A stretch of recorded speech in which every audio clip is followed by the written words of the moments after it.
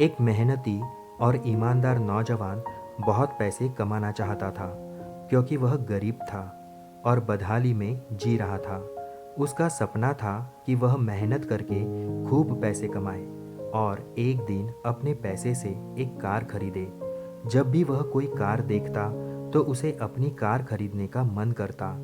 कुछ साल बाद उसकी अच्छी नौकरी लग गई, उसकी शादी भी हो गई और कुछ ही वर्षों में वह एक बेटे का पिता भी बन गया। सब कुछ ठीक चल रहा था, मगर फिर भी उसे एक दुख सताता था कि उसके पास उसकी अपनी कार नहीं थी। धीरे धीरे उसने पैसे जोड़कर एक कार खरीद ली। कार खरीदने का उसका सपना पूरा हो चुका था और इससे वह बहुत खुश था। वह कार की बहुत अच्छी तरह देखभाल करता था और उससे शान से घूमता था। एक दिन रविवार को वह कार को रगड़ रगड़ कर धो रहा था, यहाँ तक कि गाड़ी के टायरों को भी चमका रहा था। उसका 5 वर्षीय बेटा भी उसके साथ था। बेटा भी पिता के आगे पीछे घूम घूम कर कार को साफ होते देख रहा था।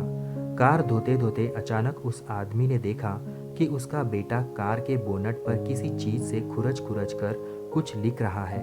यह देखते ही उसे बहुत गुस्सा आया। वह अपने बेटे को पीटने लगा। उसने उसे इतनी जोर से पीटा कि बेटे के हाथ की एक उंगली ही टूट गई। दरअसल वह आदमी अपनी कार को बहुत चाहता था और वह बेटे की इस शरारत को बर्दाश्त नहीं कर सका। बाद में जब उसका गुस्सा कुछ कम हुआ तो उसने सोचा कि जाकर देखूं कि कार में कितनी खरोंच लगी है। कार के पास जाकर देखने पर उसके होश उड़ गए। उसे खुद पर बहुत गुस्सा आ रहा था। वह फूट फूट कर रोने लगा। कार पर उसके बेटे ने खुरच कर लिखा था, पापा आई लव यू।